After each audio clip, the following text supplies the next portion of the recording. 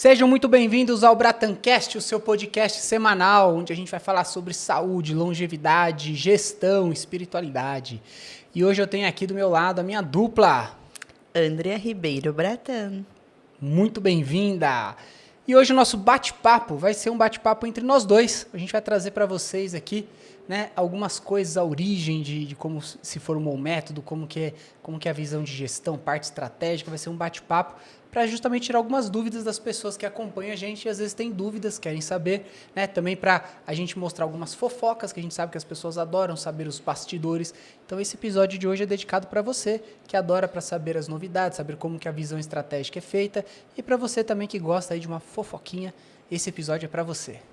Pois é. Certo, meu amor? Então, vamos lá.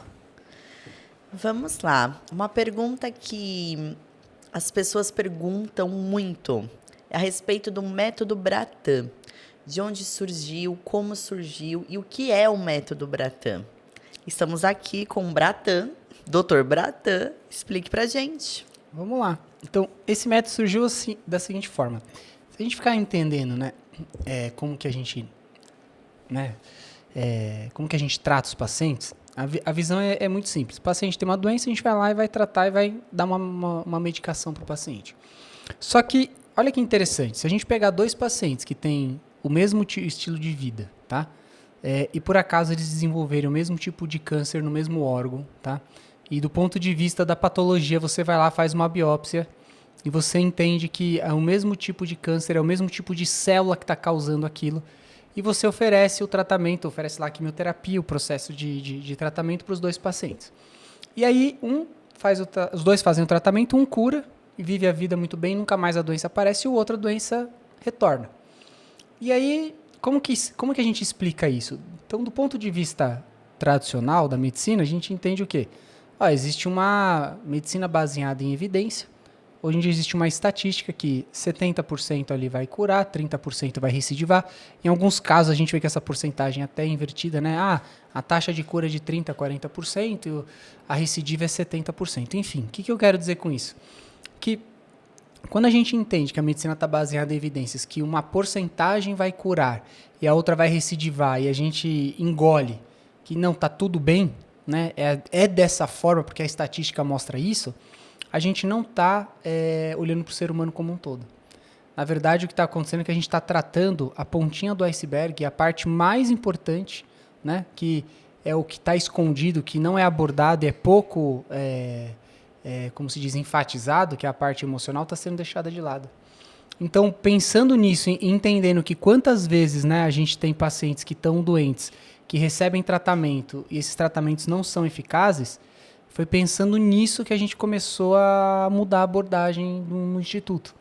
E aí, pensando nisso, a gente começou a entrar nessa linha de tentar entender, né, a neurociência, física quântica, e estudando várias outras linhas, que a gente começou a entender que realmente a parte mais importante do ser humano é a parte emocional que a gente está deixando de lado. E quando a gente deixa de lado essa parte, a gente não vai curar o ser humano como um todo. O que vai acontecer é que a gente vai curar somente uma parte dele. E aí, curar somente uma parte é você realmente fadar o seu tratamento a um possível fracasso. A você querer arriscar na estatística. Olha, aqui, tomara que esse cara esteja na estatística, que o emocional dele esteja equilibrado. Porque eu vou atacar só o corpo físico, eu vou esquecer que a parte espiritual, a parte emocional tem um componente importante. Só que estudando a parte emocional do ser humano, onde a gente entende o que é o subconsciente, o que é o consciente, a gente começa a entender o seguinte: todas as doenças, elas nascem lá no subconsciente. Então, como que isso funciona? Né? Tudo que a gente passa, né, todos os traumas emocionais que a gente vive, né, do período que a gente está no útero da mãe até o momento que a gente começa a ter noção do que pode ter acontecido, tudo que as nossas vivências, todas as vivências, né, emocionais que têm um forte impacto negativo, o cérebro ele armazena. E ele armazena na tentativa de proteção.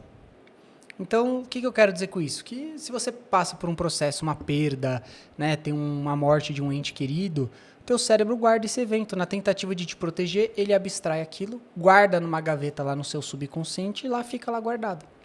Qual que é o problema disso? O problema disso é que passa anos depois. Eu sempre dou um exemplo que é fácil. Imagina você, Andrea, você nasceu pequenininha, ganhou um cachorro, você adora o cachorro começa a interagir com você, você cria um vínculo afetivo com ele, você vai crescendo. E aí chega um momento que o cachorro está envelhecendo igual você. Um dia você chega da escola, sua mãe te fala o quê? Ah, André, o cachorro morreu. Quando sua mãe fala o cachorro morreu, a emoção é negativa, morte, perda.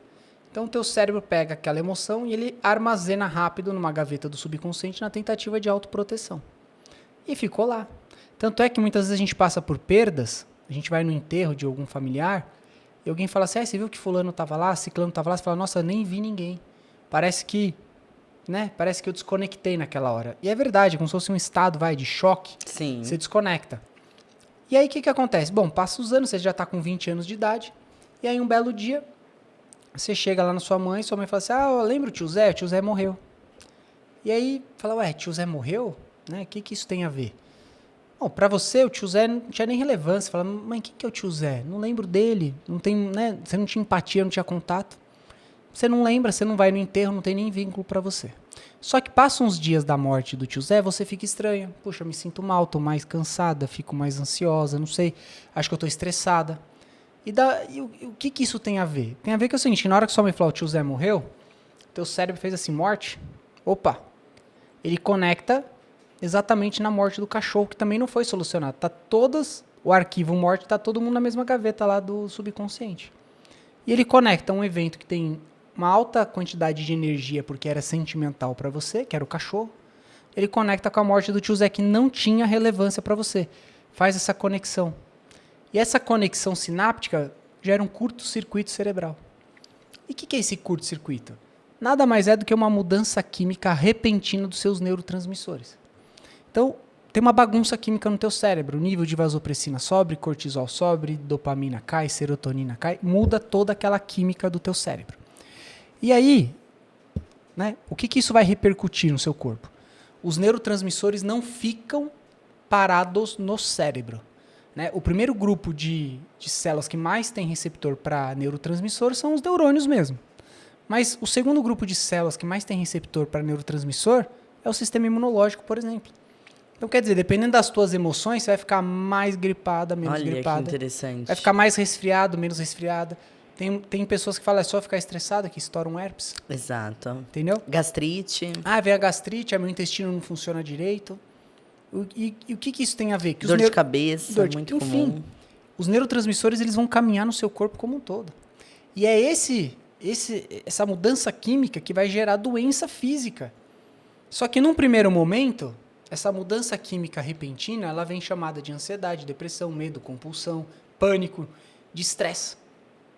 Algo que a medicina pouco dá importância. Muito se fala hoje das emoções, né? A gente precisa ter inteligência emocional, a gente precisa ter equilíbrio emocional, mas não se dá a devida importância no sentido de que essas mudanças químicas repentinas, elas geram doenças físicas. Até mesmo por quê? Porque no momento que você está ali, no momento de uma ansiedade, de uma depressão, poxa, seu nível de cortisol, de vasopressina muda, sua frequência do coração muda, a pressão muda, você come coisas erradas, você dorme de maneira errada, isso não gera um estresse para a célula? Gera. E aí esse estresse para a célula vai fazer com que essa célula comece a replicar de maneira errada, ela começa a gerar disfuncionalidades para ela. Então, essa parte emocional é a parte mais importante. E essa que a gente está falando é a parte emoção, subconsciente. Sim. E aí a gente fala assim, e como que surgiu o corpo, alma e espírito? Quando eu falo do subconsciente e emoção, eu estou falando da alma. E o espírito? Isso tem a ver com o nosso consciente. Que, na verdade, né, o que hoje chama-se a parte espiritual do ser humano, o espírito tal. O que quer dizer isso? Quer dizer o seguinte, o nosso cérebro, do mesmo jeito que a gente tem uma região que é o nosso subconsciente, que é a parte da emoção, a gente tem a parte da razão. E razão é tudo aquilo que a gente racionaliza. Se a gente olhar tudo aquilo que a gente vê à nossa volta e a gente racionaliza, compreende e entende, é o nosso lado racional contando pra gente. Então a gente imagina a pedra, né, a mesa é dura, a água é mole, né? Então a gente entende que a gente está aqui hoje no 24º andar, a gente entende que se pular daqui a gente vai se machucar, vai morrer, é o que a gente racionaliza. E até então era isso, inclusive essa é a definição de Freud, que é aquilo, tudo que a gente entende do meio é o nosso racional. E aí é onde que isso conecta com a medicina? Conecta quando um neurologista norte-americano, chamado Andrew Newberg, né, ele começou a estudar o cérebro do ser humano e ele estava estudando o fluxo de sangue dentro do cérebro de acordo com os estímulos que eram dados. E aí o que ele fez? Ele colocava o paciente numa ressonância magnética funcional. E essa ressonância, o que ela faz? Ela capta, tá? Onde tem maior atividade, onde tem a maior captação de oxigênio. Então, onde tiver maior gasto ali de oxigênio, onde está tendo maior gasto de energia, é onde, teoricamente, as células estão trabalhando mais. Então, o que ele fazia? Ele injetava um contraste no paciente, onde ele conseguia fazer essa captação desse fluxo de energia. Então, ele colocava o paciente na ressonância e dava estímulos para esse paciente. E aí, o que ele fez? Ele colocava o paciente na ressonância e botava o paciente para ouvir música lá dentro. E o fluxo de sangue ia para as regiões laterais temporais. Região essa do cérebro onde é feita a audição, onde o cérebro faz a parte cognitiva da audição. Aí ele tirava, colocava outro paciente e o sangue e colocava imagens para esse paciente ver, né? Então o paciente recebia uma série de imagens e o fluxo de sangue vinha para a parte posterior do cérebro dele. E ele foi fazendo isso com diversos estímulos, até que num momento um paciente vai para a ressonância e com as mãos unidas o fluxo de sangue vem para uma região da frente do cérebro. Ele acha interessante o paciente com as mãos unidas, com o sangue naquela região frontal, ele pede para o paciente fazer uma oração. E quando o paciente ora, o fluxo de sangue aumenta ali. Só que o mais interessante é que quando ele mediu o fluxo de sangue na audição, na visão, o fluxo de sangue chegava numa média ali de 3 ml a cada minuto. Quando ele pediu para o paciente orar, o fluxo de sangue chegou a 7 ml por minuto. Ou seja, mais que o dobro de todas as outras áreas. Ele achou muito bacana esse achado. E na visão dele, ele falou assim, se eu pedir para o paciente ficar hiperestimulando essa região, será que o fluxo não aumenta mais? E ele faz isso, ele pede para que um grupo vá para casa e faça isso por 8 semanas, por 12 minutos todos os dias, que junte as mãos e faça uma oração. E o outro grupo, o grupo de controle, não vai fazer nada, vai só voltar para casa e continuar a vida. Passam-se as 8 semanas, voltam todo mundo, ele coloca os 2 pacientes dentro da ressonância. E o que ele observa? Que o fluxo não aumenta mais do que 7 ml por minuto. O fluxo se manteve em 7. Só que essa região do cérebro, ela hipertrofiou. Olha só. Ou seja, é como se eles tivessem colocado esses pacientes para poder malhar os bíceps.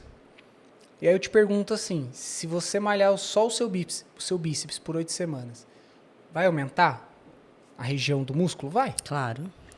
E esses pacientes orando, eles aumentaram uma região do cérebro. E aí eles começaram a tentar entender que parte que é essa do cérebro do ser humano, o que essa região faz de tão importante. E monitorando essa área, eles entenderam que essa é a área da decisão. Essa região, onde o fluxo de sangue aumentava, era chamada região pré-frontal e é a região responsável pela nossa decisão. Então, ou seja, quanto mais o paciente orava e se conectava com algo maior, melhor era o poder de decisão dele. Então, do ponto de vista lógico, não falando de religião, mas falando sim de ciência, aquela história, se eu sei que se eu praticar essa ação, eu vou tomar uma decisão mais assertiva, né? Do mesmo ponto de vista, se eu tiver que carregar mais peso, eu vou carregar mais peso com o meu bíceps mais forte ou menos forte? Vou conseguir carregar mais peso com o meu bíceps mais forte. Do ponto de vista da decisão, a mesma coisa. Quanto mais eu orar e me conectar, mais certas serão as minhas decisões. Ou seja, o cérebro do ser humano foi criado de modo que existe uma chave já conectada na ignição. Essa é a visão que nós temos que ter. A chave já está na ignição. Se eu rodo essa chave, eu conecto com algo maior e eu passo a acertar mais. Tá bom, não acredito em nada disso, eu sou ateu, enfim, não tem problema nenhum. Você não roda, você não conecta e você erra mais. Então, ou seja, o nosso poder de decisão, ele consiste em pessoas que têm maior conexão com Deus, com algo maior. Então, ou seja, o meu consciente cerebral, que é a área da razão, ela está diretamente ligada à minha oração e à minha gratidão. E a empatia. A empatia também, monitorada, ela aumenta essa região. Aumenta o sangue nessa região. Então, pensando nisso tudo, que a gente criou esse método. A gente tem sim que intervir no corpo, muitas vezes usar as medicações, mas a gente tem que ir na causa emocional. E mais do que isso, a gente só vai conseguir neutralizar o subconsciente, a causa emocional, além da gente tratar de forma adequada as emoções, quando a gente ensina para o paciente que sem a conexão com algo maior, o consciente não fica mais forte para neutralizar o sub. Porque o nosso consciente racional, ele tem total capacidade para neutralizar o subconsciente que é emocional. Total. Ah, quer dizer que se eu for mais racional, minha emoção não toma conta? Verdade, mas quando que eu vou conseguir ser mais racional? Quando eu tiver maior conexão com Deus. Olha só. Ou seja, eu tenho medo de alguma coisa, algo emocional. O que me faz avançar mesmo tendo receio? Eu tenho uma racionalidade daquilo muito mais forte. Mas como que eu atinjo essa racionalidade? Acreditando que existe algo maior e que esse alguém está no controle. E como que a gente traz isso para os nossos dias atuais? Por que as pessoas adoecem? É muito simples, porque hoje, na vida das pessoas, é muito comum as pessoas estarem o quê? Ansiosas. As pessoas estão aqui, no agora, fazendo uma atividade, e a cabeça está pensando em momentos posteriores. As pessoas deixaram de viver o aqui e o agora. E isso é muito perigoso, porque quando você desconecta a sua cabeça do presente e começa a pensar no futuro, na seguinte frase, e se? E se der certo, e se der errado, e se não for assim, e se for assado, a sua cabeça vai para o tempo futuro. O teu cérebro começa a te acelerar. E essa visão, né, olhar para o futuro, é o que a psiquiatria define como ansiedade. Qual que é o problema disso? Como o cérebro não diferencia um padrão de realidade do que é virtual, o teu cérebro te acelera quando você começa a pensar em algo que ainda não aconteceu. Porque se você ficar pensando, eu tô aqui agora, tá? Mas e se o Bento dormiu? E se o Bento não dormiu? E se ele tá aprontando? E se ele caiu do sofá? E se? Aí, olha lá, sua cabeça saiu daqui do presente, a gente tá aqui gravando, preocupado, sua cabeça foi para onde? Para um evento. E se? Começa a ficar o quê? Ansiosa, você desconecta do presente. Qual que é a repercussão que isso tem? Que na hora que você sai do presente e vai viver algo que ainda não aconteceu, o teu cérebro acha que aquilo está acontecendo. Então ele começa a viver o quê? O medo, a angústia de algo ter acontecido com seu filho. Aí o que ele faz? Na hora que isso está acontecendo, ele conecta com uma emoção lá do passado de um trauma seu, de algo, de uma perda, de uma angústia. Fez essa conexão, bagunça química, começa a gerar o quê? Problema emocional e doença na célula, doença física. É assim que as coisas acontecem. E por que isso acontece nos dias de hoje com muita facilidade? Porque a gente vive numa sociedade que é programada para nos deixar ansiosos. Porque as pessoas estão aqui no agora e não conseguem viver o aqui e o agora. As pessoas estão conversando umas com as outras e estão com o celular na mão. Elas estão numa reunião, conversando, ouvindo uma explanação, e estão no computador aberto, conectados com outras coisas. As pessoas estão deixando de viver o aqui e agora. Isso é muito perigoso. E numa sociedade como a nossa, onde está todo mundo acelerado, rápido, é muito comum as pessoas estarem pensando na ansiedade, tá pensando sempre num tempo à frente. E mais do que isso, quando a gente começa a questionar coisas que ainda não aconteceram e que podem acontecer, a gente começa a brigar de cabo de força com Deus. O que é brigar de cabo de força com Deus? É assim, ó. Ele sabe o que é melhor para mim. Só que eu não consigo deixar ele tomar conta. Eu não consigo falar, não, tá tudo certo, tá nas tuas mãos. E por que eu não consigo isso? Porque a emoção tá mais forte. E se a emoção tá mais forte, eu não tô conseguindo racionalizar, não tô conseguindo nem conectar com Deus. Porque você, no seu auge da sua ansiedade, o nível de serotonina e dopamina cai abruptamente. E aí você entra no mecanismo de compensação, não é compulsão, compensação. É a hora onde o paciente começa a comer mais, começa a beber, começa a ter jogos, começa a ficar viciado em pornografia, começa a desviar para compensar com qualquer coisa que gere dopamina barata. E é nesse momento que a célula volta até aquele estresse. Te pergunto, isso vai gerar doença física ou não vai? Com certeza. Com certeza. Ainda mais com o passar dos anos. Exato. Você imagina, com 40 anos a gente começa a ter, agora eu tive consciência das minhas emoções e de tudo. Tá, e tudo que você viveu até os 40 anos, suas células não sofreram todo esse estresse? Sofreram. Tá aí a confirmação do câncer, né? Geralmente o câncer de mama, a maioria das mulheres, você vai estudar sobre, foram traídas. 90% dos casos de câncer de mama, eles não têm a ver com genética. Eles têm a ver com o hábito e estilo de vida. E, assim, a maioria dos... Acredito eu, né? Andando um pouquinho com você, estudando sobre e vendo essa realidade, as doenças, se você for estudar a pessoa, você vai entender o porquê daquela doença. Ou então, aonde que aquela pessoa vai desenvolver uma doença. Por onde, qual é Exatamente. Por isso que eu falo assim, se a gente não entender a parte emocional do que está acontecendo, você não consegue tratar o paciente. Então, se você não criar uma conexão real com o paciente que está na sua frente, você tentar entender o que está além do que ele está te explicando ali só do corpo físico, você vai tratar só um terço dele, que é o corpo. Então, assim, se você não ensinar que a parte espiritual faz parte, você vai deixar de tratar outro terço. E se você não cuidar das emoções, é o outro um terço que está faltando. Tá aí a depressão, né? A depressão, ela é o quê? A depressão e a ansiedade, principalmente a ansiedade, que é o excesso de futuro. E a depressão, excesso de passado. Exatamente. Por que a ansiedade? A gente consegue pensar se um adolescente, se um jovem, se um adulto vai ter uma ansiedade, é só a gente olhar para ele em relação ao tempo com telas, por exemplo. Então, ele fica ali horas naquela tela, horas olhando a vida dos outros, horas entendendo o que aquele ser humano faz para ter toda aquela vida vibrante, aquela coisa linda de se olhar pelo celular. E depois de um tempo, você se depara com ele no quê? Numa ansiedade. Por que eu não tenho? E na verdade... O que eu tenho que fazer para ter o que ela tem? O que eu tenho que ter para ter a família que ela tem, que ela mostra? E vai além nesse raciocínio. Se você parar para pensar o que o Instagram, TikTok, o que eles fazem, eles te dão um volume muito rápido de informação em pouco tempo de cognição.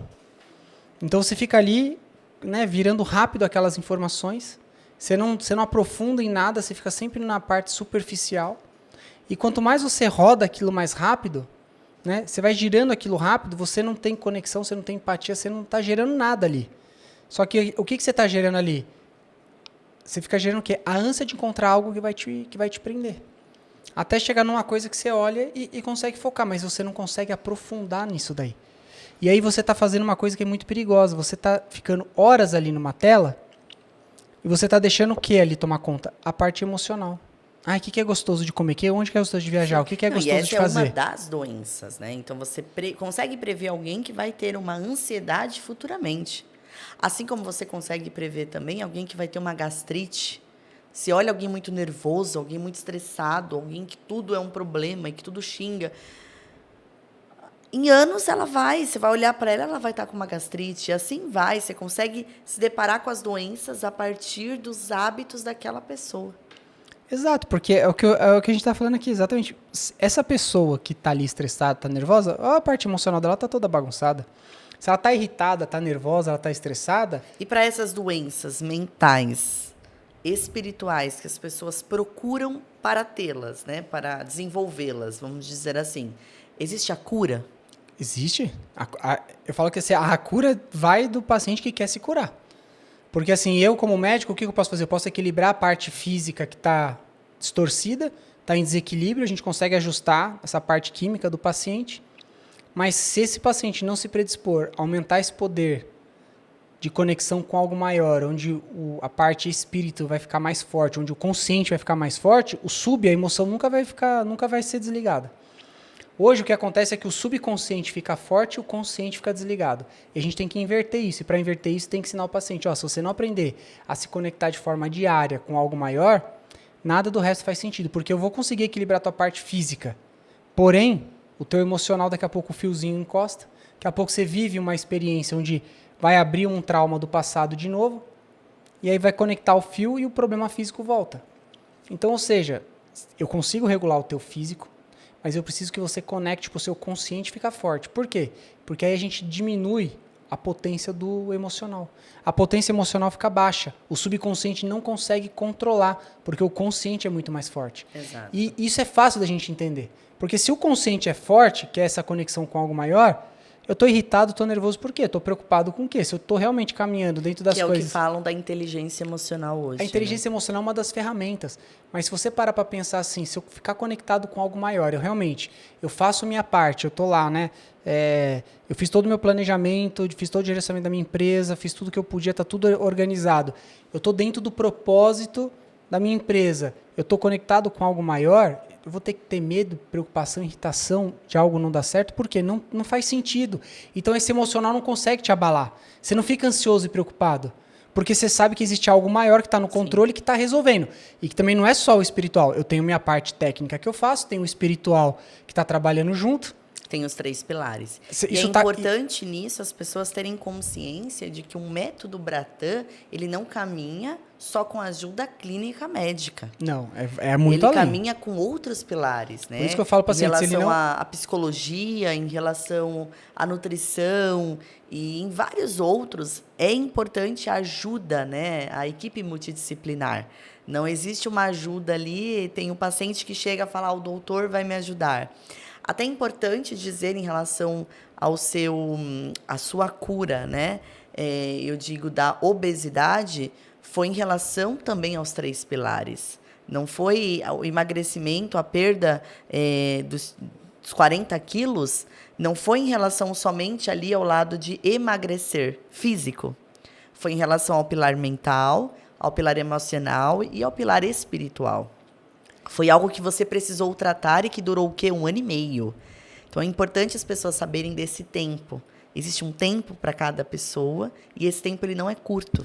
E isso é muito variável de pessoa para pessoa. É o quanto a pessoa está disposta a viver essa jornada, né? E eu falo assim, se o paciente não entrar nesse fluxo de que, eu vou fazer o exercício, eu vou acordar, eu vou predispor a minha mente, em vez de eu ir rápido para o Instagram, porque hoje o que as pessoas fazem? O que eu acho que é um crime? Você acorda, abre o celular, começa a cair um monte de mensagem. Como que você começa o teu dia? A 200 por hora. Você não parou para agradecer, poxa, eu acordei, eu tô com saúde, eu tô bem. Eu tenho uma família, eu tenho uma casa. Eu agradeço. Agradece nada, mentira. Porque a maioria das pessoas hoje tá acordando, tá fazendo o quê? Tá pegando a porcaria do celular e tá lá, ó. Olha só, tô mandando mensagem, o grupo da empresa. Criando uma doença futura. Tá criando uma doença. Aí daqui a pouco, falando, eu tô com câncer. Ótimo, parabéns. Você tá com câncer porque você quis. É duro falar isso. Mas tá com câncer? Você quis. Você cavou isso pra você. Quantas vezes você acordou, parou antes de começar teu dia naquela loucura, você falou, deixa eu agradecer, puta, obrigado, acordei, eu tô bem. Eu tenho uma família, eu tenho meu filho ali deitado, eu tenho um marido, eu tenho uma casa, eu tenho uma cama. Quanta coisa eu já tenho pra agradecer? Não, a gente vai direto pra onde? Vou focar direto no problema, no que eu tenho que resolver. Aí depois reclama e fala, meu Deus, agora eu tô com câncer. E você percebe que isso é geração, né? Então, assim, os pais acordam, vão para o celular, os filhos acordam e vão para a tela, para a televisão. Mas porque a gente outros ensina... acordam, né, e vão para o YouTube. Então, assim, é uma geração de telas. É uma geração de tela porque a gente ensina por exemplo. Não adianta eu falar pro meu filho, você não pode ficar na tela, e eu não saio do celular.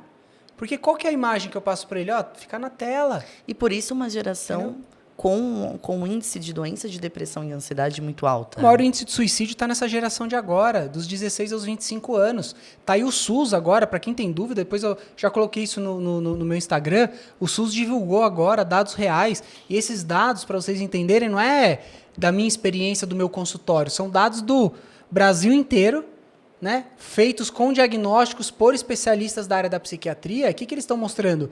Que o índice de ansiedade e depressão aumentou tanto de 9 a 12 anos quanto de 12 a 16 anos.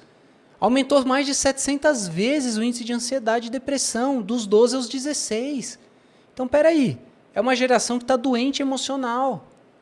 Está doente emocionalmente. O que vai acontecer? Essa geração dos 12 aos 16 anos, que hoje está com um índice aumentado de ansiedade e depressão, é a geração que vai ter um índice aumentado de câncer e outras doenças. Então, quer dizer, a gente está criando uma legião de jovens que vão desenvolver doenças que são graves, que vão impactar o sistema de saúde lá na frente. Não só pelo impacto de saúde que vai gerar, porque não vai ter suporte para cuidar desse montante de gente doente, mas mais do que isso, são pessoas que vão adoecer porque não estão tendo dentro de casa pais adultos suficientes para poder falar, olha, meu filho tem um problema, ele fica o tempo inteiro focado numa tela, está ansioso e deprimido. Então isso é um problema crônico. Por quê? Porque o pai também faz isso, porque a mãe também faz isso, porque as pessoas pouco se conversam. Exato. E uma dica do método Bratan, que o Dr. Daniel pratica muito isso lá no Instituto, acho que para 100% dos pacientes que passam por lá, e fica a dica para você, ele entrega uma caderneta, um caderninho, pequenininho, aqueles que você encontra em lojas de R$1,99, enfim, a mulherada que gosta de um mimo a mais, quer comprar aqueles cheio de flu-flu no shopping. E esse caderno ele é utilizado como caderno da gratidão. Então, todos os dias ali, ao acordar, você tem o dever de colocar ali 3 palavras, 3 coisas que você é grato ou grata. Nem 3, eu falo 2. 2, eu aumentei uma, porque ele colocou 3 para mim, tá bom? Não sei, não. E todos os dias, no dia seguinte, você vai colocar novamente, você vai ler o que você escreveu no dia anterior. E isso cria um senso de gratidão dentro de você. Hoje eu não preciso mais do caderninho. Hoje eu faço isso sem o caderno, mas o caderno foi para iniciar esse hábito, iniciar essa rotina. Então, vai uma dica para você que acorda e já vai no celular, ao invés de deixar o celular ali do seu lado, coloca esse caderninho com uma caneta e, ao acordar, você faz esse exercício. Isso vai gerar, ele vai poder explicar muito melhor, mas gera aí toda a questão de dopamina, de, enfim, N fatores aí que vai ajudar o seu cérebro a se concentrar, a ser preparado para o dia a dia, que não é fácil, né? Então, é isso que consiste o método. Então, assim, não adianta eu tentar equilibrar a parte física e os pacientes continuarem com os mesmos hábitos de antigamente. Porque aí o que acontece?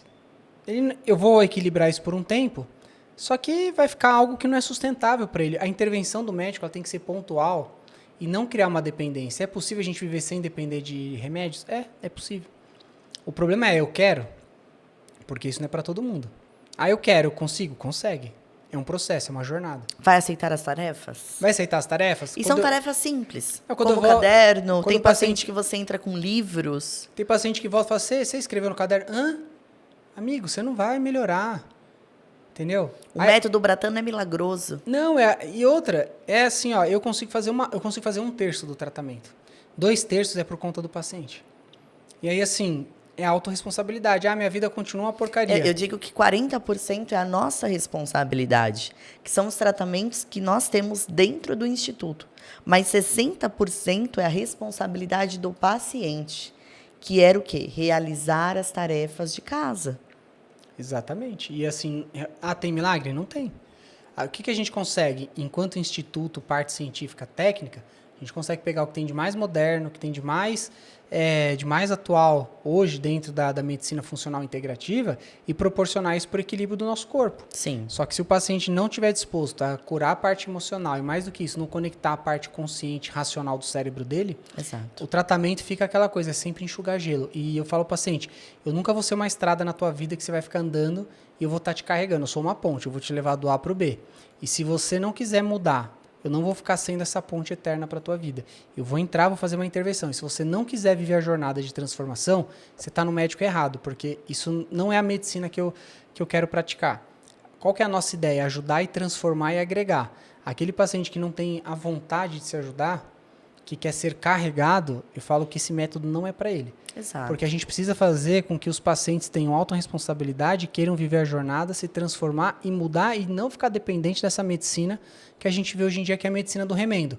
Para cada dor e problema que eu tenho, eu consigo achar uma caixinha de remédio que vai me tratar. Exato. O método Bratan funciona? Funciona. Nós temos mais de 1.500 pacientes que já passaram por nós e tiveram as vidas transformadas. Nós temos hoje mais de 60 depoimentos gravados de pacientes que viveram essa transformação. Então, funciona, mas são pacientes que estão dispostos a realizar aí as tarefas diárias, até aí a porcentagem de 60% realizadas por eles e 40% eles permitem a gente ajudar aí de alguma forma, tratamento medicamentoso, um procedimento ou algo mesmo até em relação às consultas e tratamentos aí de equipe multidisciplinar. Então, o método Bratan, ele funciona desde que o paciente esteja preparado para essa jornada de transformação. E é isso aí. Então, para vocês que tinham uma dúvida do que era o método Bratan, acho que a gente conseguiu esclarecer um pouquinho do que é esse método. Tem uma fofoca aí, né? Pode falar. Na verdade, acho que a maioria que nos assiste, a maioria que está aqui no canal, já sabe que eu já passei por esse método Bratan. Perdi aí 18 quilos. Para mim não foi fácil. Entrei num momento de ansiedade mesmo. Então, a gente não está falando de uma propriedade que nós não passamos. Eu passei por esse processo, eu me encontrei aí no momento de ansiedade. em algo que me machucou muito, porque eu tive que abrir algumas caixinhas na qual eu não queria, naquele momento, enfrentar isso, mas eu entendi que eu estava no momento certo para isso. E eu me permiti participar do método Bratan. Então, eu emagreci aí 18 quilos. Fora isso, além do emagrecer, eu transformei a minha ansiedade em gratidão diária. E também, o próprio doutor Daniel já fez parte do método Bratan.